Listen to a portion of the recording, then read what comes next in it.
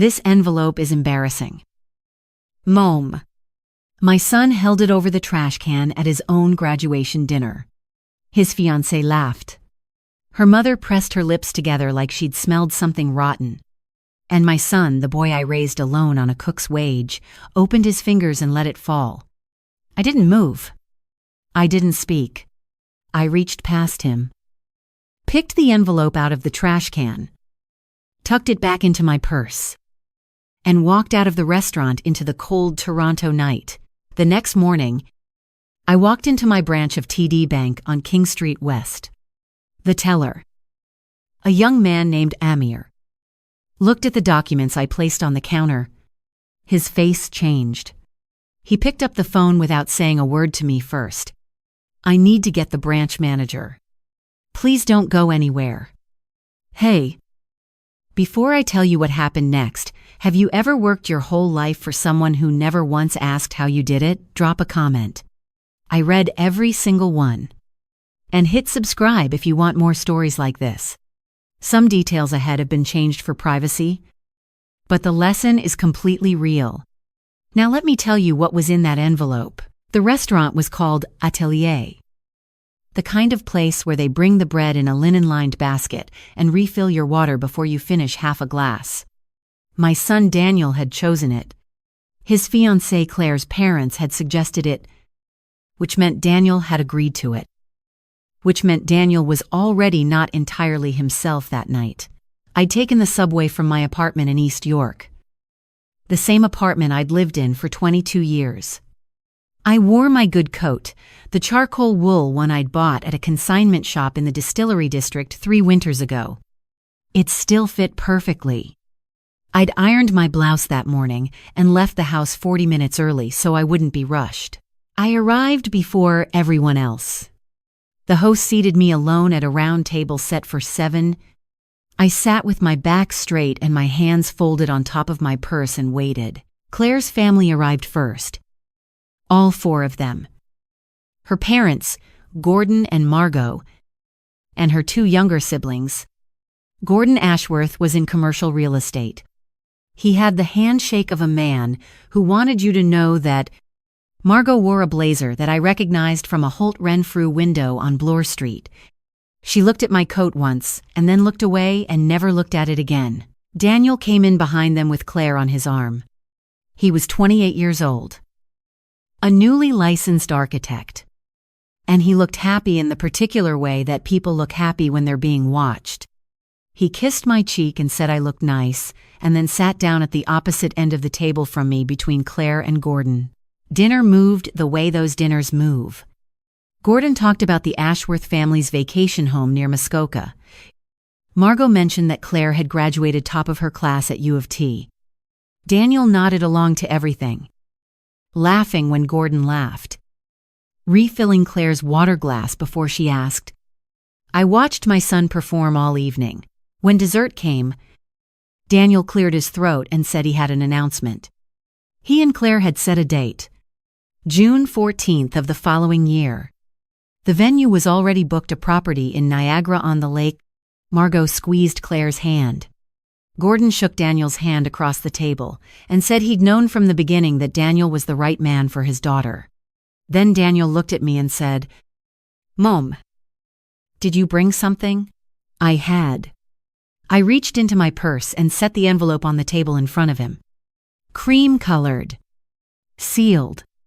His name written in my handwriting. He picked it up and turned it over. His expression shifted, not curious, slightly impatient. He glanced at Claire. Go ahead, she said. He opened it. He pulled out the single card inside. Read it.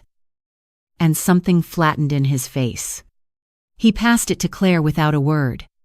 Claire read it and handed it back to him. What is it? Gordon asked. It's a passbook, Daniel said. His voice had gone careful and strange. An old TD passbook. He looked at me. Mom? They don't even use these anymore. I know, I said. I kept it anyway. Margot leaned over and glanced at the card Daniel was holding. Her expression did the same thing Claire's had done, a small compression of the lips, like she was being polite about something she found distasteful. "How quaint," Margot said. Daniel set the envelope down. "Mom?" He lowered his voice. "Not enough. I thought I figured you'd maybe do a check. Or something we could actually use." "Daniel," I said quietly, "we're getting married. We have a venue deposit. Ekatia. There are real costs." He picked up the envelope and held it over the small wire trash receptacle beside the bread station. The one the servers used for linen napkins. It's sweet. But it's Mom. This is embarrassing." He opened his fingers. Gordon said nothing. Margot took a sip of her wine. Claire looked at the tablecloth. My son's hand was already reaching for his fork. I excused myself. Walked to the bread station. Reached into the wire bin. And took back the envelope. I put it in my purse. Buttoned my coat. And said goodnight to the table. I did not raise my voice. I did not cry. The subway was quiet on the way home. I sat by the window and watched the stations pass and felt the envelope in my purse against my hip. They thought that was the end of it. They had absolutely no idea what they had just dropped in the trash. That night, I sat at my kitchen table with a cup of tea and the envelope in front of me. My apartment was quiet. My upstairs neighbor was away. Outside. A snowplow scraped down the street. Its orange light sweeping across my ceiling. I didn't open the envelope. I already knew what it said. I got up and went to my bedroom closet. Behind my winter coats, the ones I'd been wearing since Daniel was in elementary school, there was a fireproof lockbox bolted to the floor. I'd bought it at Canadian Tire in 1998 for $65. I worked the combination Daniel's birthday. Inside 41 property deeds, filed in order by municipality. Copies of 3 incorporation documents. Investment account statements from a self-directed RRSP and 2 non-registered accounts. A folder labeled Current Portfolio Summary updated January 2026. Net value. As of last quarter, $28 million. It had started in 1996. I was 34 years old. Recently divorced. Raising Daniel on a cook salary at a hotel kitchen in downtown Toronto. I worked the breakfast and lunch shift. 7 days a week, some months. And I'd overheard the hotel's property manager talking in the service corridor about a rooming house in the Junction that was going into power of sale. The bank wanted $62. 000, and nobody was biting because the boiler needed replacing, and the city had flagged 2 code violations. I bought it with every dollar I had. I fixed the violations myself. Room by room. Using library books and YouTube videos before YouTube was what it is now. I replaced the boiler with a secondhand unit I found through a classified ad in Now magazine. Within 8 months, I was renting 6 rooms to workers like me, people who needed somewhere clean and affordable and close to a transit line. The rent paid the mortgage, then it paid for the next property. Then the one after that. I never told Daniel because I wanted him to grow up understanding that dignity doesn't come from a balance sheet. I wanted him to work because work meant something, not because he expected an inheritance. I wanted to know who he'd become when he thought there was nothing coming to him. Now I knew. I took out the folder labeled Current Portfolio Summary and set it on the table next to my tea. Below it, I placed a second document, a property transfer agreement. The venue Daniel and Claire had booked in Niagara-on-the-Lake, Ravenswood Estate. Licensed for weddings and corporate events. Acquired by my holding company, MFC Properties, Inc. In 2021, for $3.4 million. My son had paid a deposit of $12,000 to rent a property I owned. I left the documents on the table until midnight. Then I put them back in the lockbox and went to bed. 5 days after the dinner at Atelier, I was sitting in a window booth at a coffee shop on College Street when a man in a gray cardigan sat down across from me and ordered a black coffee. His name was Robert Haynes. He was 63. Retired RCMP, financial crimes. And he'd spent the last decade doing private investigation work for a law firm on Bay Street, Helen Park, who managed my accounts at TD Private Banking, had given me his number. She'd said he was the most discreet person she'd ever referred a client to, and in 20 years of private banking, she'd referred many. He didn't look like an investigator. He looked like someone's retired uncle. That, he'd told me on the phone, was the point. He opened a slim folder and set it between us. Daniel's fiancée's father, he said. Gordon Ashworth. I looked at the photograph. Gordon, leaving a building on Bay Street in a coat I recognized from the dinner. Ashworth Commercial Group has been operating with a line of credit from 2 separate private lenders, Robert said. He's been servicing the debt by rolling it over, borrowing from lender B to cover lender A. Classic Ponzi structure, but small enough that no one's flagged it yet. He slid a page across. Total exposure approximately $800,000. I looked at the numbers. His assets are mostly the family home in Forest Hill and the Muskoka property, both mortgaged beyond 60% of assessed value. The wife doesn't know. As far as she's concerned, Gordon's business has been growing steadily for 12 years. I set the page down. And Claire, no involvement. Her accounts are separate. She has a TFSA with about $40,000. A student line of credit she's still paying down. She's not party to any of this. Robert paused. Your son. Though, I looked at him. Daniel co-signed a personal loan 6 weeks ago. $120,000.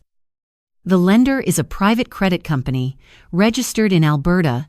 Gordon told him it was a bridge loan to cover the wedding expenses until a property sale cleared. Something cold settled in my chest. Not surprise. Something worse.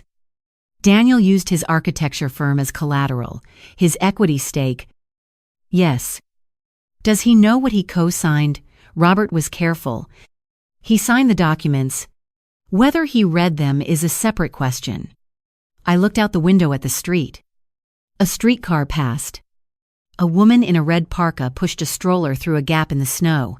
My son had co-signed a loan for a man who was quietly drowning in debt, using the career Daniel had worked a decade to build as the guarantee. What happens if Ashworth's lenders call in the debt? Daniel's stake in the firm is the first asset they can legally claim. Robert folded his hands on the table. He could lose his position, potentially his license. Depending on how the firm responds, he'd have very little recourse. The documents he signed were written to protect the lender, not him. I sat with that for a moment.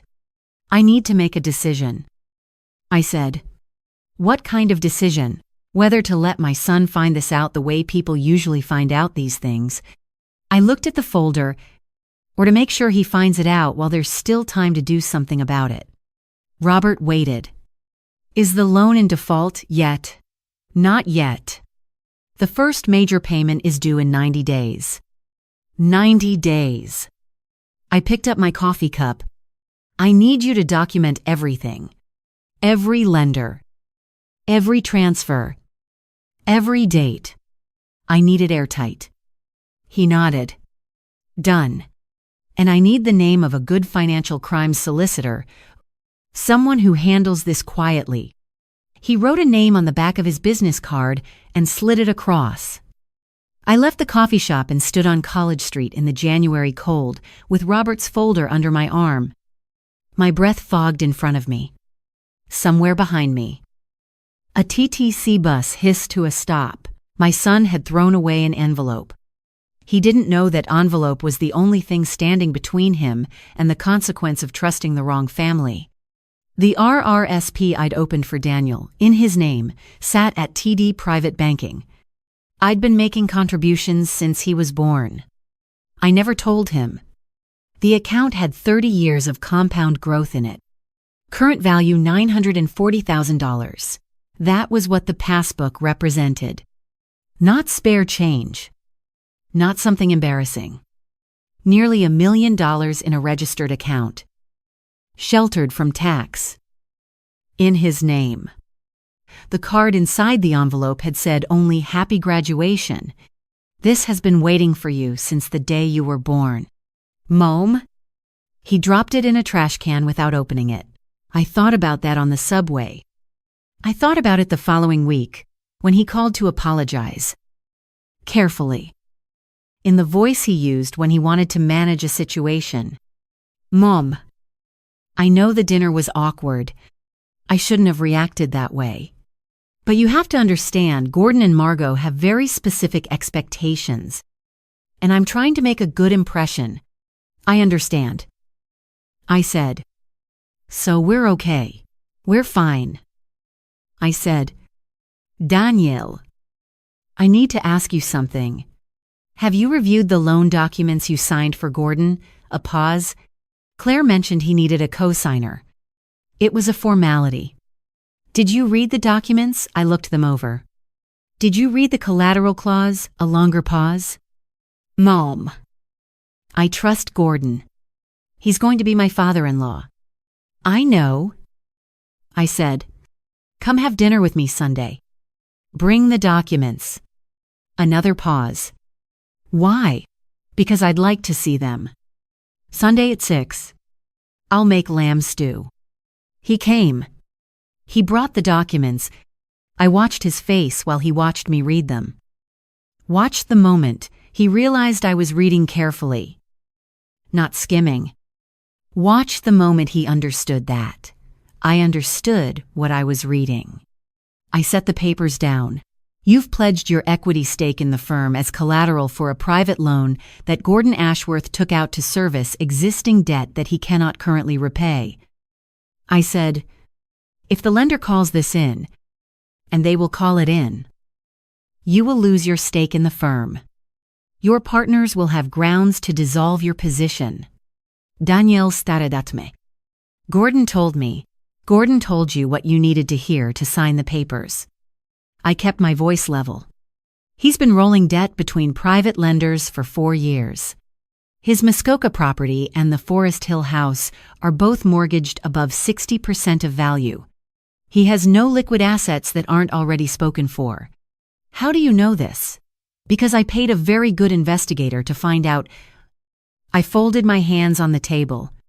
"I paid him 5 days after your dinner." Daniel went quiet. Outside. The February wind pressed against the kitchen window. Did Claire know his voice was different now? Smaller. No. She has no involvement in her father's finances. She's as unaware as you were. He put his head in his hands. "I have to tell her." "That's your choice to make. But first, you need to protect yourself." I slid a card across the table. The solicitor Robert had recommended. She specializes in private lending disputes. You need to call her tomorrow morning. "Mom?" Daniel looked up.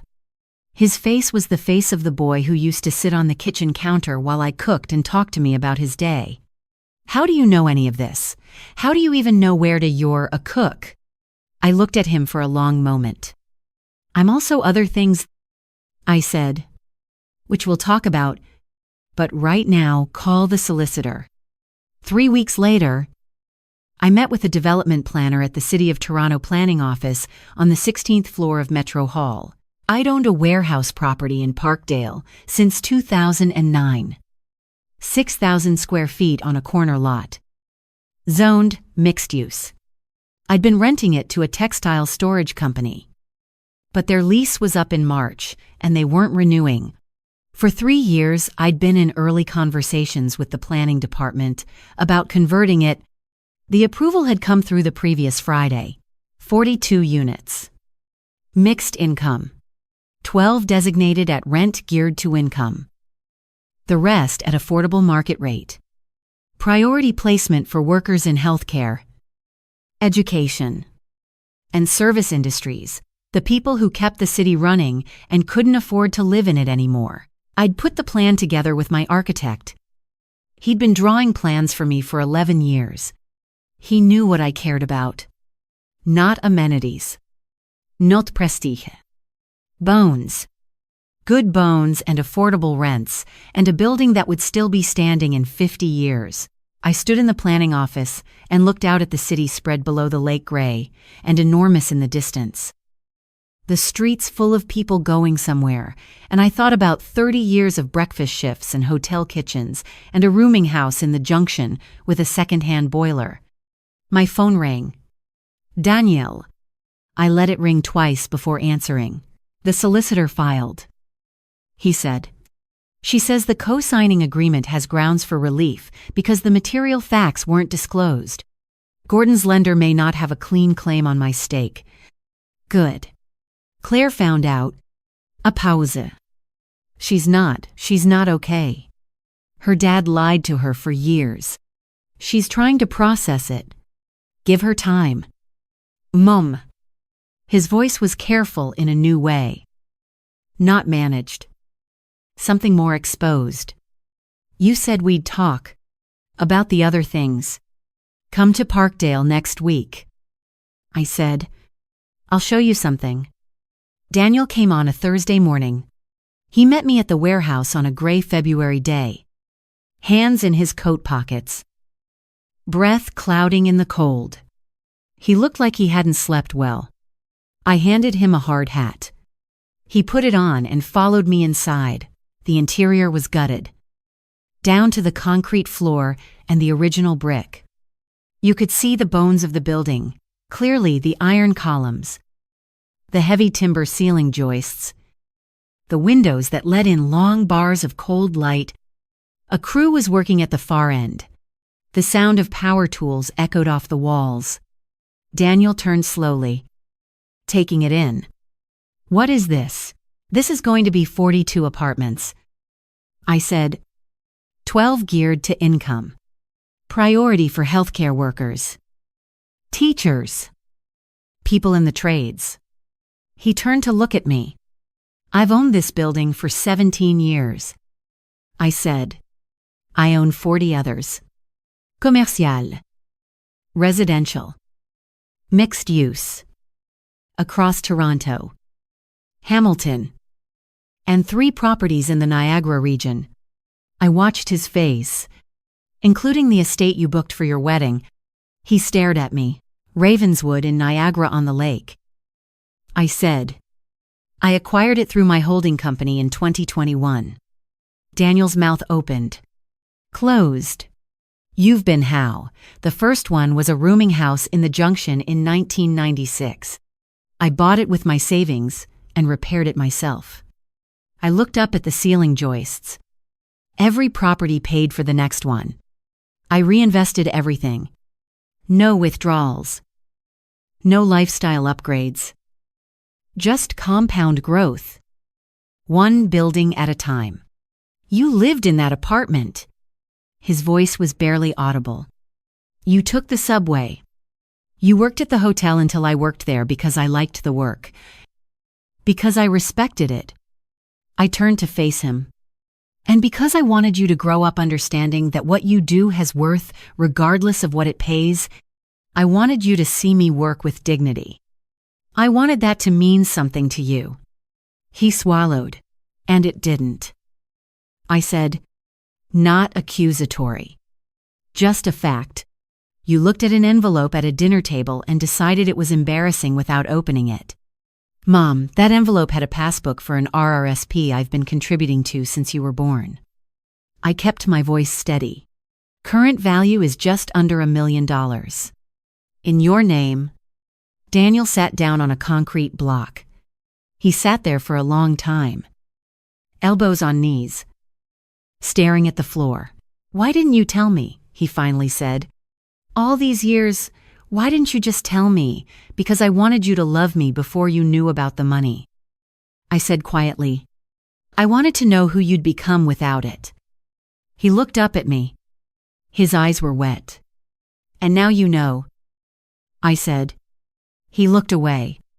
We sat in silence for a while, with the sound of the construction crew working at the far end of the building, and the cold light coming through the tall windows. What do I do now? He asked. You make a choice. I said, the same choice everyone makes when they find out they've been wrong about something important. You can defend it. Or you can change. He nodded slowly. He picked up a scrap of 2x4 from the floor, turned it over in his hands. Can I help? He said. With this? He gestured at the building. I'm an architect. I could. I have an architect. I said, I know. But I could. He stopped. Started again. I'd like to. Without pay. For as long as it takes. I looked at him carefully. Monday morning. 7:30. I said, don't be late. My architect doesn't wait. 6 months later, on a Saturday in August, I stood at the edge of a small ceremony outside 1441 Brock Avenue in Parkdale. The mayor's office had sent a representative. A city councilor was there. Most of the people in the crowd, though, were tenants, 42 of them. Families and individuals who'd been on affordable housing waitlists for 2, 3, 5 years. Daniel stood near the entrance with a clipboard, directing movers and answering questions. He'd spent 6 months working with my architect, unpaid, showing up at 7:30 every weekday, learning how I built things and why. He was good at it. My architect had told me last month that Daniel had the instincts for it. I'd said I knew. A woman approached me as the ribbon was being cut. Her name was Patricia Osei. She was a PSW at a hospital in Etobicoke. She'd been on the city's affordable housing list for 3 years and was currently renting a basement apartment with her daughter that took more than half her monthly income. Mrs. Fowler, she said. She had the look of someone being careful not to cry in public. I've been on that list since my husband passed. I didn't think she stopped. Thank you. I shook her hand. You were approved on your own merits. I said, stable employment, excellent references, 5-year residency in the city. You earned your spot. She nodded and pressed her lips together and walked toward the building where her daughter was waiting by the front door. I felt Daniel beside me. He'd been watching. That's why, he said softly. It wasn't a question. That's why. I said. We stood there in the August heat, watching families carry boxes into a building that had been a textile warehouse when Daniel was in middle school. Somewhere in the crowd, Patricia's daughter laughed at something. The sound carried. The Ravenswood venue. Daniel said after a while. Claire and I called it off. Not because of what happened with her father. We called it off before any of that. We've been talking, and I think we both knew it wasn't right. He paused. I wanted you to know. I know. I said. You called me 3 weeks ago. He smiled, looking at the ground. Right. Are you all right getting there? He looked up at the building. Claire is. Too. I think she's taking some time. Good. We stood in silence for a while longer. Mom, he said. That envelope. At the restaurant. He stopped. I didn't open it. I didn't even open it before I know. That's the part I keep coming back to. His voice was quiet. I didn't even look. I didn't say anything. I'm sorry, he said. Not managed. Not careful. Just sorry. I know that too. I said. The late afternoon sun was long and golden across the street. A moving truck was double parked outside the building. Children were running in the courtyard. Somewhere up on the second floor. A window opened, and someone hung a small planter on the sill. I thought about a breakfast shift in a hotel kitchen in 1996. Standing over a flat-top grill at 6 in the morning. Watching the light come up over the city through a greasy window, and thinking that the rooming house in the junction was going to cost me everything I had, and I was going to buy it anyway. I thought about the envelope at the bottom of a wire trash bin at Atelier. Cream-colored.